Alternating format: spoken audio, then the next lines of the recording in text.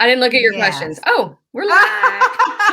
We are live. I want to make sure that we are live in the Facebook group. So we want to welcome. I'm looking on my iPad here to see if we're live yet. But I want to welcome all our friends here at My Book Friends. And this is our author chat for April. And I have to say that my good friend here, Amy Boyles, we want to welcome her. But I do want to say that she is also Southern. And so we want to, Yes, I I am. hope they can understand us. So I know. I tell you, so I'm going to look It's always a real risk when you fast. get two Southerners together. That's right. So I want to look real fast to make sure we are live, which I'm assuming that we are, because it says live, but you never know about the StreamYard. So I don't see that we're live, but it's saying that we're live. Okay, well, we're just going to act like we're live, Amy. How about that? Let's see if any comments are coming in. Oh, I didn't even look at that. So if we are live, please let me know if you see us. Do you see anything there? Yes. We are live? Ashley Young. Yes, people are commenting. Yay, Yes. good deal. Yes. All right. I was just so technology challenged, right? But anyways, I want to welcome Amy. I love Amy. No, not at all. I do. I want to welcome Amy, and I want to read her bio. So, you guys, this bio is what we're going to be here about a half hour, and this is amazing. And I'll put up all Amy's links in our chat session as we go along because you need to follow her.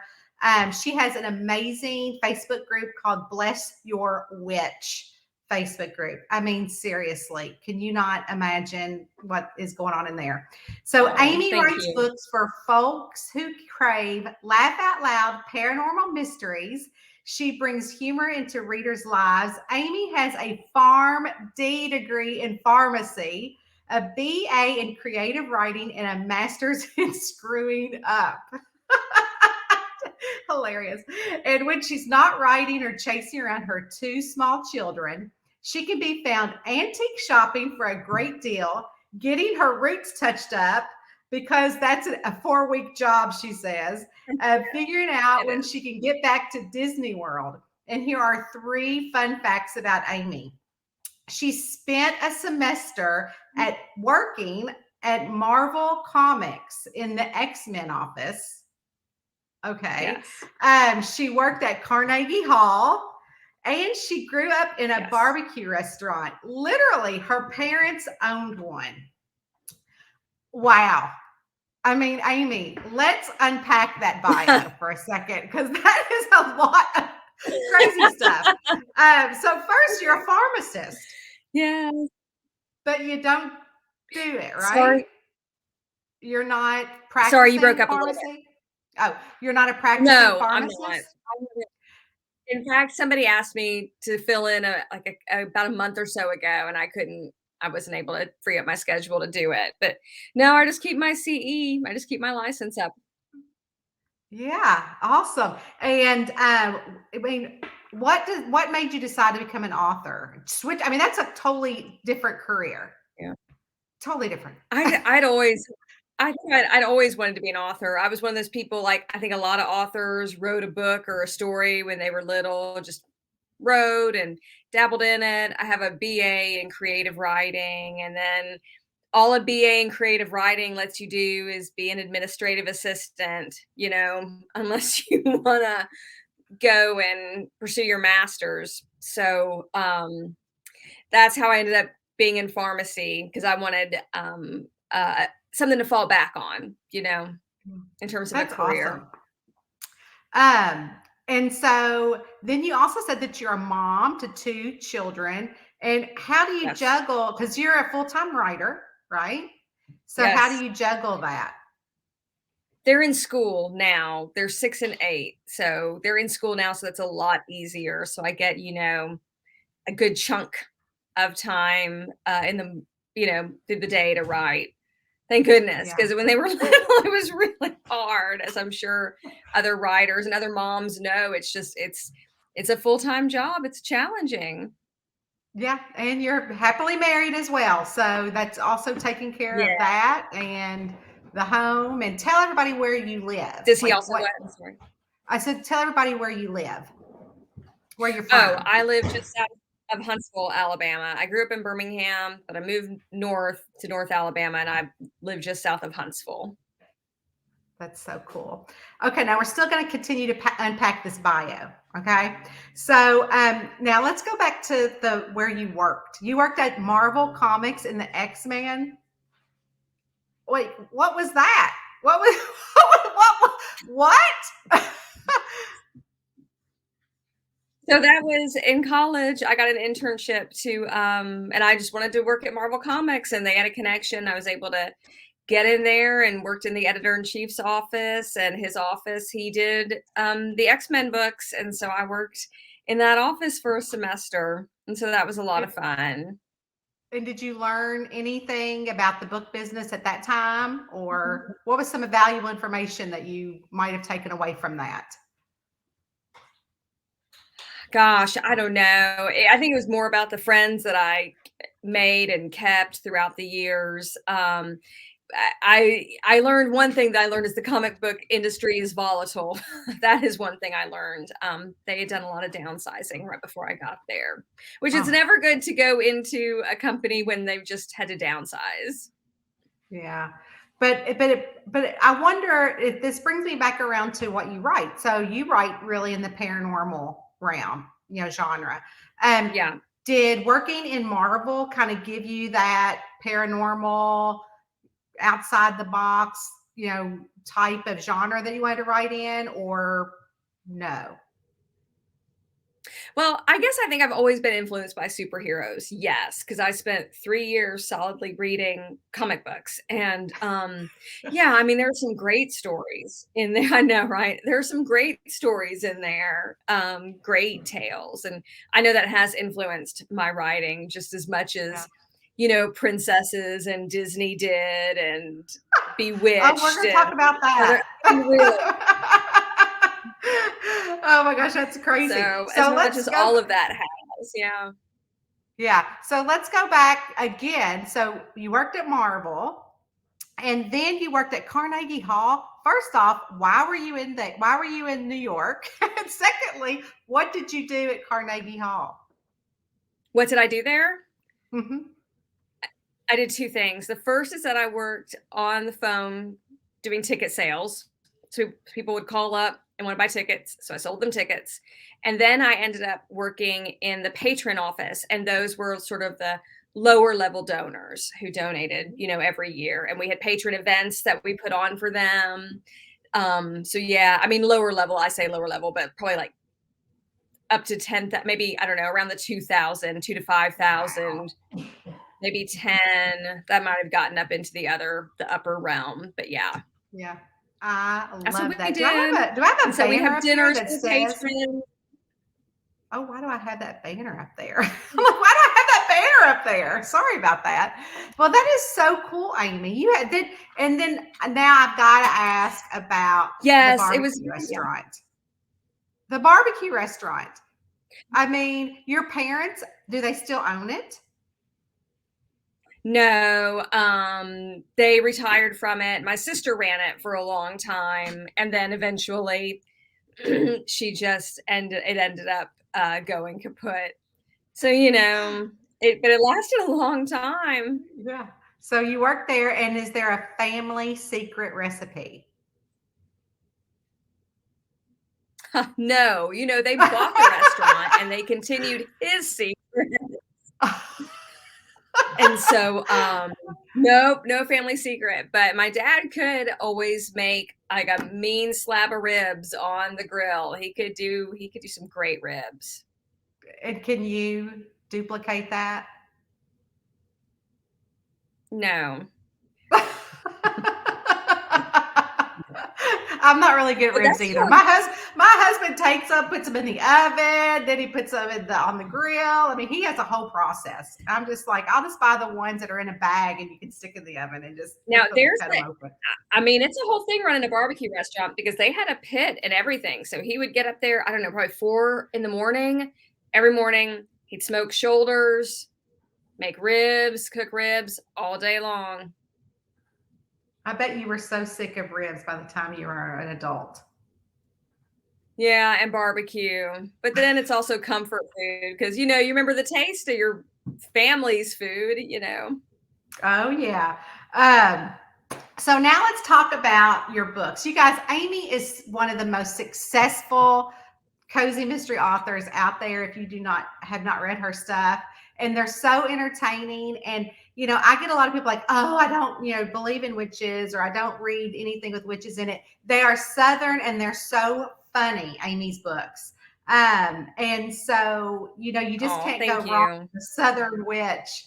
Um, so why did you decide to write? Although we touched on the comic books and you work in there, why did you decide to stay in that paranormal genre? And because you're not straight outside of that. Not really, no. I like it. I like it a lot. I like coming up with powers for witches or, you know, problems that they have to face. You know, there's always something, always some new problem, always some hunky man with a different power that they don't, you know, that they can meet. You know, you got to have your hunky men. Oh There's yeah. just there's always something. Plus, I don't know that I found a genre outside of that that I could do as well and write as well and just enjoy as much. Well, it is a lot of fun. And on that, you have I believe 9 series. Is that right? Nine I don't even series out there. know, Tanya, is that right?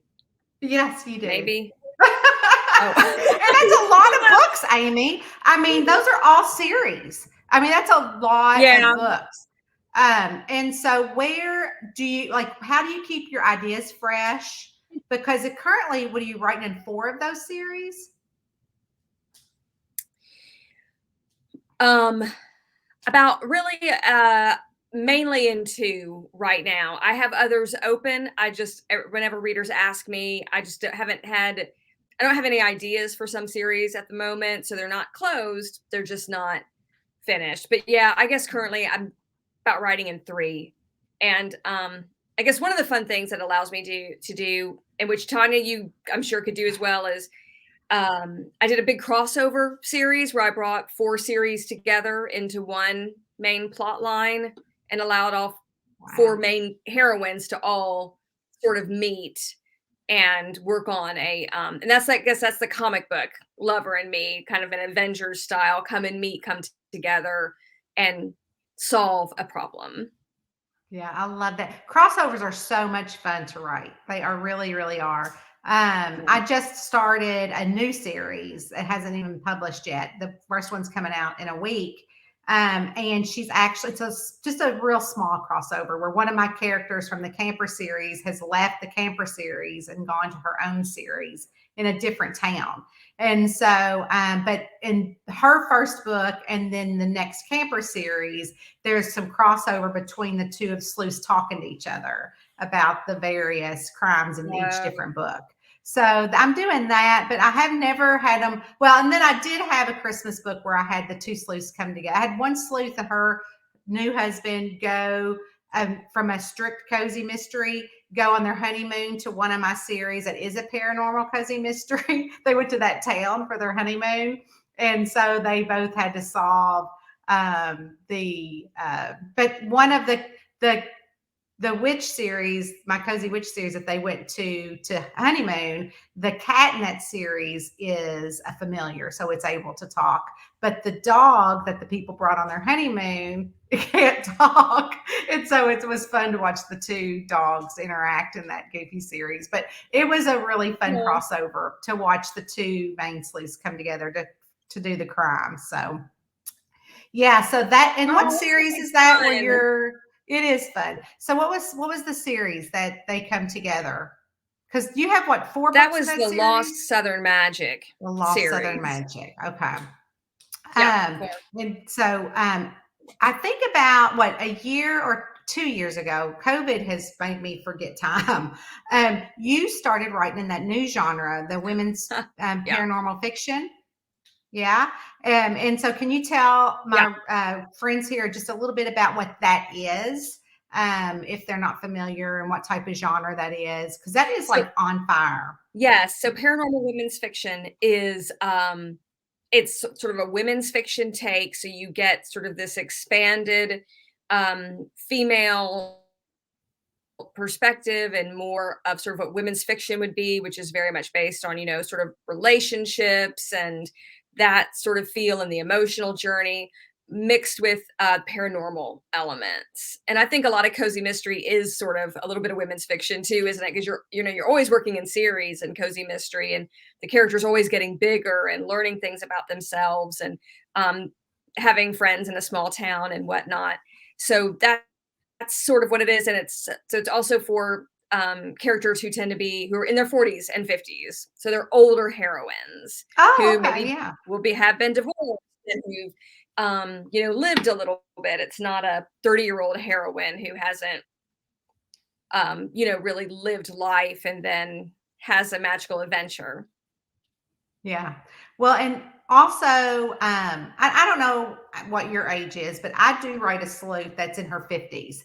And I'm in my 50s. So it's so much easier for me to like get in her head than it was. I mean, I can still do my other ones just fine, but it was so easy, much easier to really, instead of like dig that back into my old aging brain, what it was like to be 29 and 30 and be a sleuth, right? To now and use her. So have you been able to dig into the knowledge that you have now compared to pre-marriage, pre-children to write this series?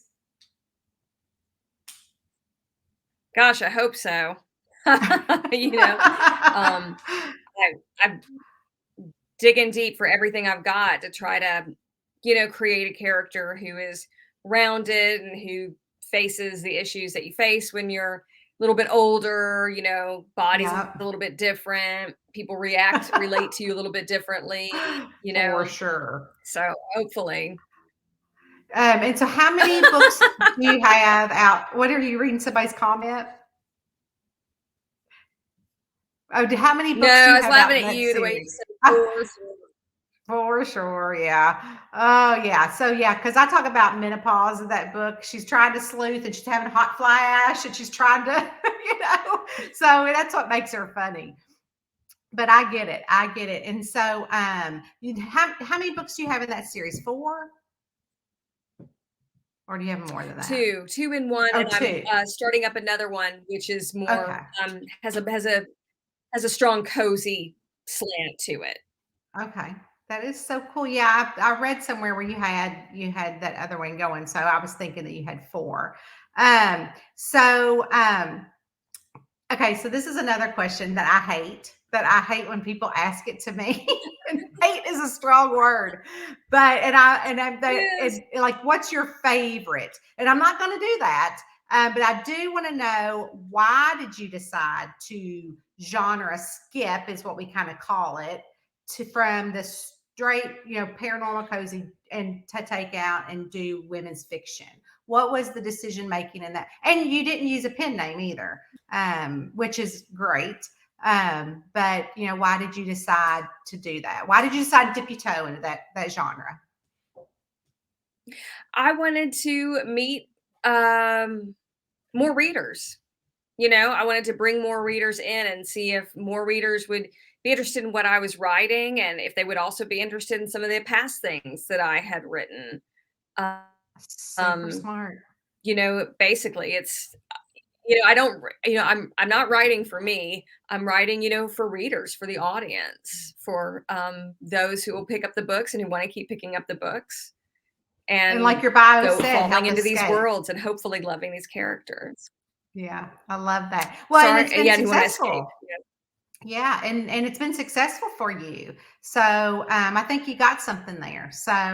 Um, so also, we're from the South, and there's Yes. always just something that kind of stirs in the air that kind of says there's a little magic when you go here, a little magic when you go there. One of my boys is living near Savannah and Savannah, Mhm. Georgia, and when I go there, I'm like, oh, there's a little magic in this town somewhere. And so, we're already in a kind of a feel good magical place, and you've just taken that to a whole new level. So obviously, with your familiars and um your fun characters. So how do you research paranormal? Like, I know for myself, if I couldn't make it up, I wasn't writing it. So have you researched paranormal, or what is it that you do to, for your characters? Because there are some people that write witches and zombies that actually research all the spells or the potions or whatever.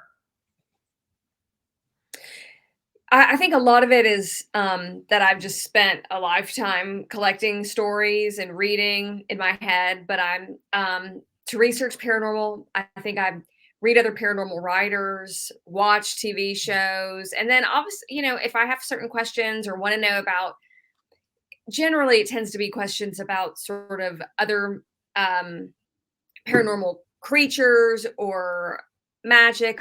You research online and see what's there. Yeah, But a I lot of it love most of it that. just comes out of my head, whether that's good or bad. Yeah, I mean, we grew up on what, Bewitched and all those I Dream of Jeannie and all those fun shows.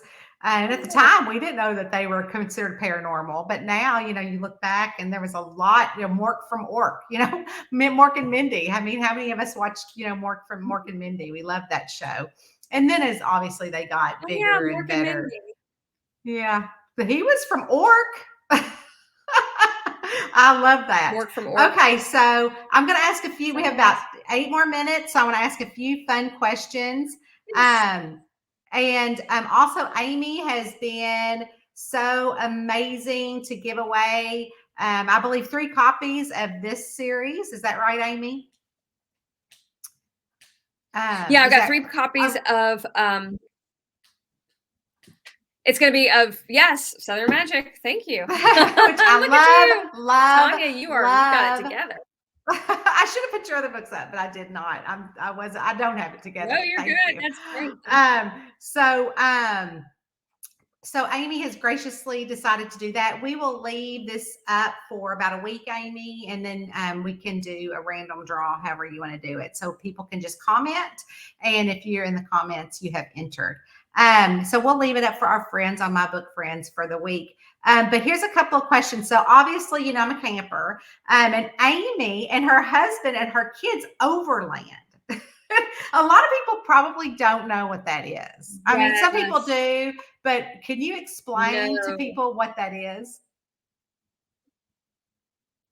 They may not wanna know what it is once they find out. Oh, I think it's fascinating. Fascinating. Now, I don't think I could camp that way, but you do. So, we have this tiny camper, and it's tiny. It is like it's just a sleeper. It's got, like, a queen size mattress in it. It's got a little TV on the inside. That's it. 2 or 3 people can sleep in it. And then on the back side, it flips up and there's a kitchen on the back. It has heat and air, but that's it. No toilet.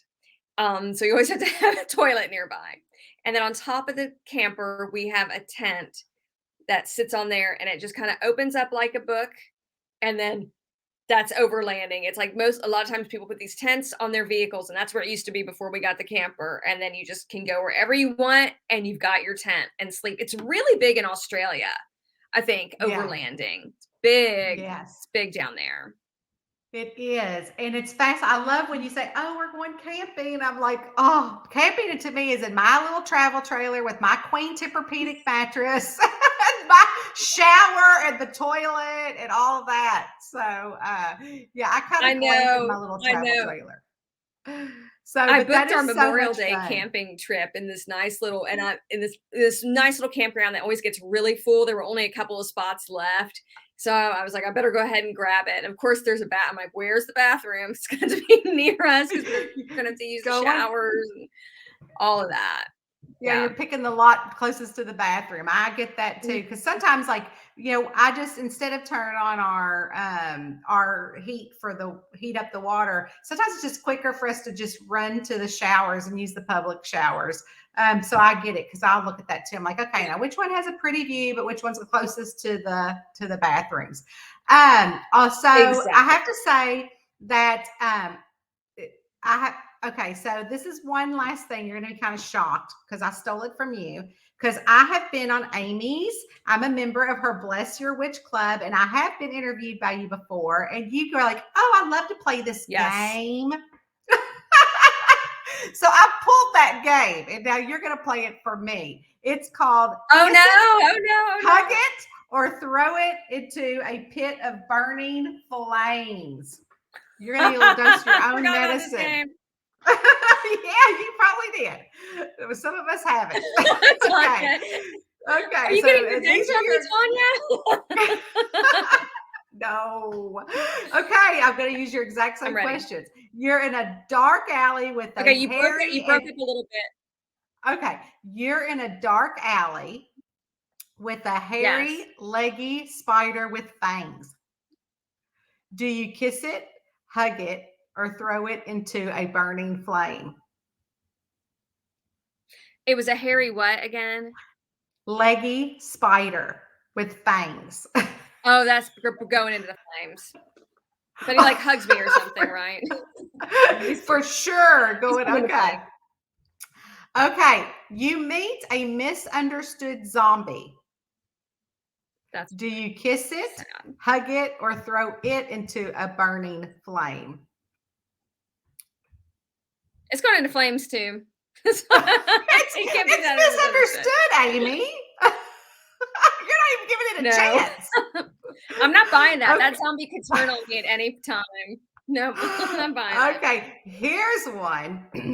Okay, here's one that you also had. You encounter your ex best friend who had stolen your boyfriend back in the day. That's why she's your ex.